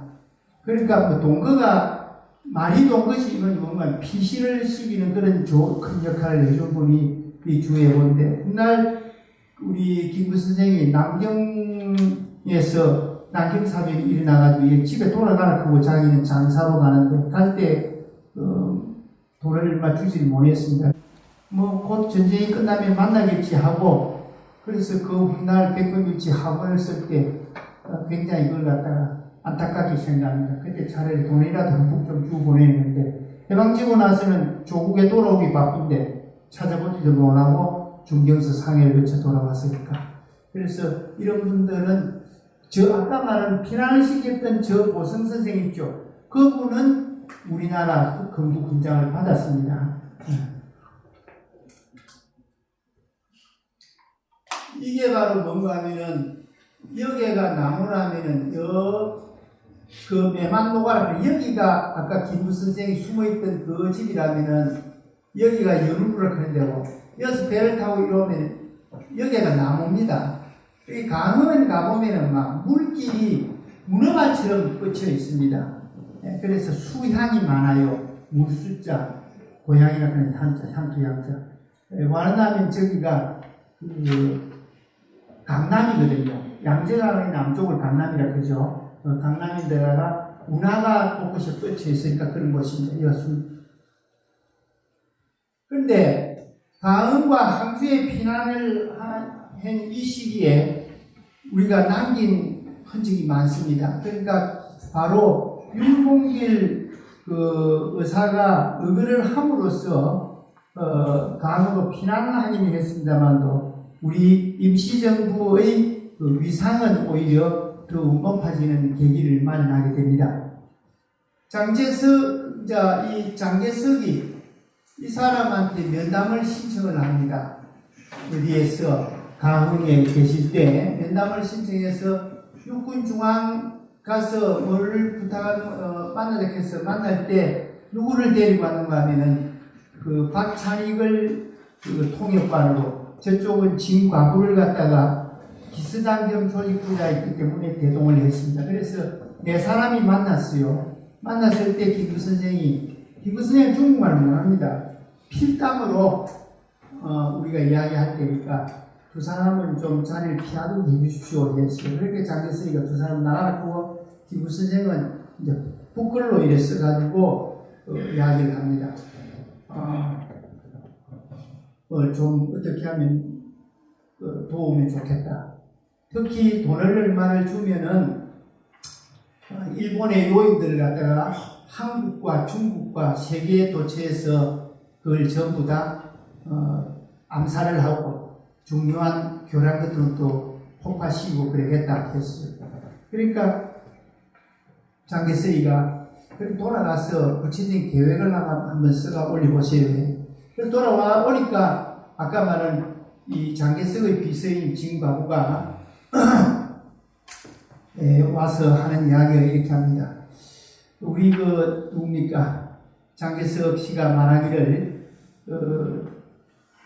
요인을 암살을 하면 또 그 요인이 생기고, 왕을 죽이면 또 왕이 생기고, 대장을 죽이면 또 대장이 생깁니다. 그러니까 그거로서는 안 되고 차라리 그 군인을 양성하는 게 어떻노? 그러니까 김구 선생은 쌍수로 반영하면서 진짜 내가 원하는 겁니다. 그러니까 차라리 그걸 해주세요. 그래가 허락받은 게 뭔가 하면 중국 중앙공관학교 낙양분교 설립을 약속했습니다. 낙양분교. 그래서 김구, 김원봉, 지청천이 경영의 총책이 됐어요. 지청천은 다른 말로 이청천이라고 그러기도 합니다. 원래 지청천이가 맞는데 이청천으로 성을 바꿔 쓰기도 했습니다. 그때 공관학교 대장은 이범석 잘 들어봤죠? 그 다음에 교관, 그 다음에 한국인 청년 99명이 입학을 해가지고 일기 졸업은 잘 마쳤고, 이 사람들이 훗날 뭐 하는가 하면 우리 독립군의 중추가 된 사람들입니다. 이때 99명 나온 장교들이. 근데 일본의 남경 총영사가 중국에다가 항의를 합니다. 우리에게 저항하는 일본에게 한국에 어떻게 그 군사학교를 만들기로 하냐. 그래서 한수치 일기 양성하고 문을 닫습니다. 그러나 그때 양성했던 99명이 우리 독립군의 중추가 됐다. 그 다음에 그러니까 한국국민당은 낙양 공교를 만들어줬고 아까 말한 김원봉 선생 조선민족혁명당을 이끌고 있었는데 이 사람에게는 조선혁명군사정치간부학교를 지원해줬어요. 그게 어디든가 하면 남경교회 천영사라는 곳이 있는데 이게 낙양에 있는 하남성 낙양 들어가지고 소림사에 있는데 삼국지 제일 첫 장면이 낙양부터 시작하니까 육군군관학교고 여기가 옛날 궁궐 시대에 오페부라 하는 사람의 집이었습니다. 여기에 군관학교 지금도 이 건물이 낙양에 남아 있습니다. 여러분들 여행을 가시거나 이것도 한번 찾아보시면 되고 그 다음에 이게 뭔가 하면은 남경 근처에는 천냥사라는 곳입니다. 근데 지금은 폐허가 되어 있고 남경에서 걸어 올라가면 한참 가는데 원래 우리가 그쪽을 한번 방문을 했는데도 여기는 못 가봤습니다. 다른 세미나 관계로 그랬는데 여기에 일기생이 이육사가 일기생입니다. 이육사 아시죠? 그러니까 그런 분들이 여기에 나와가지고 했고 이것이 바로 의열당의 중추 역할을 했던 곳입니다.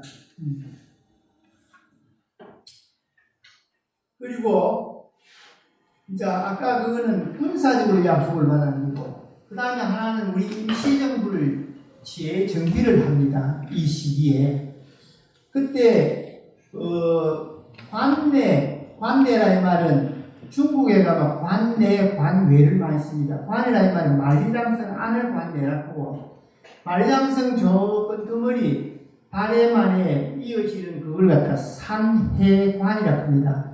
외산자 바다해자 우리나라 사신들이 가면 그어서 뇌물주고부터 통과되어야 되는 데입니다. 산해관인데 그래서 그 관내라 그러는데 관내에는 큰 줄기가 한국국민당과 조선민족혁명당 양대 구조였는데 이때 35년 7월 달에 남경 금능대학에서 지금은 이 금능대학인데 제가 가서 작년 여름에 가서 찍은 사진인데 이 금능대학 부지고 이것이 바로 뭔가 하면은 지금은 이 학교 이름이 남경대학으로 바뀌었습니다. 중국 한 10대 대학에 들어가요. 이 금능대학 대강당에서 이 김원봉이가 주축이 돼가지고 뭔가 하면은 김두식, 조소왕, 최동호, 양식탁, 유동열 이런 사람들이 뭐를 만드는가 하면 하나의 정당을 만듭니다. 그게 조선민족혁명당을 만들어요. 만들면서 김원봉이가 뭐를 주장하는가 하면 김구 선생님께 임시정부 해체해라. 임시정부 해체하고 우리가 다른 방면으로 나아갈 겁니다. 그러니까 김구 선생은 죽어도 임시정부는 해체 못한다. 이래서 다른 요인들을 남아있는 요인들 이동영, 조광구, 백범, 송경주, 차이석 백범은 김구 보시오. 이 사람들이 모여서 뭐를 만드는가 하면 한국국민당을 갖다 창당을 하게 됩니다. 근데 그때 당시에 하나가 백범 일지에 보면 이런 말을 써놨어요. 왜 자기가 이 5당 통일을 하는데 자기는 참여를 안 했느냐. 자기가 누구를 만나가지고 김원봉이를 만나가지고 왜 5당 통합하려고 했나 하니까 김원봉이 하는 말이 내가 계속적으로 국민당의 지원을 받으려면 공산당 실체가 좀 보여서는 안 된다. 그래서 이네들과 같이 합해보면 그게 희석화되기 때문에 내가 그렇다. 그런 말을 한 것 같아요. 그러니까 그때부터 자꾸 좌익으로 몰고 가는 그런 경향이 많습니다. 이게 이제 뭔가 하면 나무에서 이게 나무입니다. 아까 우리가 집 뒤로 가면 연결된다 했죠. 나무에 이 조왕구, 김구, 이동영, 조성환 이 사람들이 모여서 한국국민당을 창당해요. 나무는 강남 3대호라 합니다. 강남은 중국의 강남은 양재강 이남을 말하는데 강남은 뭔가 하면은 절강성, 당소성, 안위성입니다. 원래 저강성은 독립성이라도 강수성과 안희성은 옛날에는 강남성이라 했습니다. 그 세 성을 강남이라 하는데 강남 3대 오락구마 이 나무와 항주의 서호와 그 다음에 어디에 있는 저저 있는 현무호라고 있어요. 남경에 그걸 넣기도 하고 또 강수성에 있는 태호를 넣기도 합니다만 또 아주 유명한 곳입니다. 이곳에 바로 아까 초반에 제가 그런 말씀을 드렸죠. 거기에 와서 공산당들도 바로 상하이에서 창당대회를 쫓겨왔다 했죠. 쫓겨와가지고 여기 뭔가 하면은 이런 조그마한 배를 떼어놨고 13명이 모여서 창당대회를 했습니다. 그때 당시에 중국 공산당 수는 57명밖에 안 됐습니다. 그것이 오늘날 중국을 지배하고 있는 거죠. 근데 그 뒤에 이 연우루라 그럽니다. 여기가 지금 중국에서는 이 배를 갖다가 홍설이라고 합니다. 중국은 붉을 적십자도 홍십자라고 합니다. 그리고 홍선, 뭔가 공산당의 색깔이 홍아닙니까? 그러니까 붉은 선, 혁명선이고 그걸 갖다 기념하고 있는 것이고 연우루가 그는 여기는 아주 옛날에 강희제나 그 다음에 근류황제가 거쳐갔던 아름다운 곳입니다. 이거는 이제 항주 임시정부. 항주 임시정부는 아까 말했죠. 정부는 항주로 갔지만은 뭐는 요인들은 강으로 피난을 했다 했죠. 그런데 지금 대한민국 임시정부 부지가 있는데 이거는 시진핑이가 지금 시진핑 있죠. 이 사람이 절강성 당석이 할 때 아주 결정적으로 복원을 했습니다. 두 가지 목적이죠. 한중 교류와 둘째는 관광 목적. 서호 근처에 있고 이거는 그때 당시의 뭔가 태극기입니다. 그 다음에 이거는 진한 행위 이는 소문 선생이 많이 쓴 글입니다. 무슨 말인가 이 뿔뱅이 아닙니까 따져보면 백나이라 테 맞겠죠. 진한 이는 뭐의 역점을 지자에 제대로 아는 게 어렵다 이 말입니다. 지자에 역점을 두고 그리고 혁명을 강조하기 위해서 특히 한 말입니다. 저 소문 선생은 원래 뭡니까? 외과 의사 출신입니다. 그러니까 병이 있는가 없는가를 알면 요즘은 진단술이 발달돼가 진단을 하면 알지만 옛날에는 뭐 했던가는 먼저 째봐야 됩니다.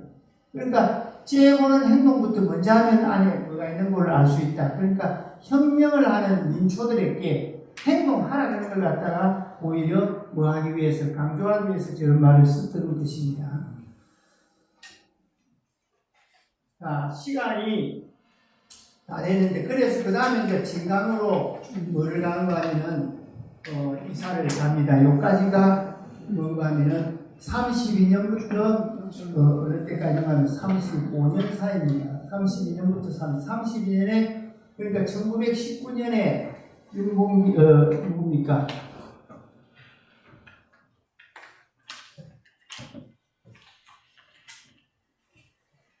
자,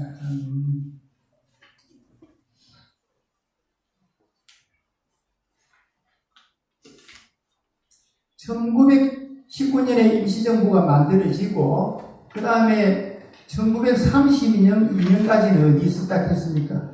상하이에 있었죠. 상하이에서 32년 4월 달에 윤봉길 의거가 일어난 다음에 피난을 해서 가흥과 항주로 갑니다. 그래서 우리가 오늘 제가 강의한 걸 갖다가 한번 그 지도로 다시 한번 살펴본다면은 바로 상하이에서 어디로 항주로 일부는 가고 일부는 가흥을 중국말로 짜신이라고 합니다. 대연 남북포가 있는 곳입니다. 이렇게 해서 진강으로 갑니다. 자, 왜 진강으로 가는가 하면 중국의 국민당의 정부가 당시에 수도가 남경에 있었습니다. 그러니까 남경 정부의 도움을 많이 받으려면은 가까운 데 가야 되겠다. 그래서 우리 이 진강에는 올 1월 달에 저기 앉아 계시는 최봉태 변호사님하고 모두 같이 진강 남경 다녀온 적이 있습니다. 그래서 다음 시간에는 진강부터 한국에 들어오는 것까지를 강의할 겁니다.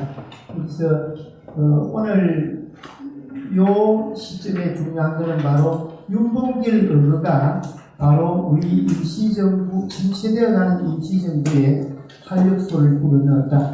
그래서 대외적으로는 중국 정부로부터 또는 해외로부터 많은 도움을 받게 되었고, 또 대내적으로는 임시정부의 체제를 갖다가 재정비하는 기회였다. 여기까지 하겠습니다.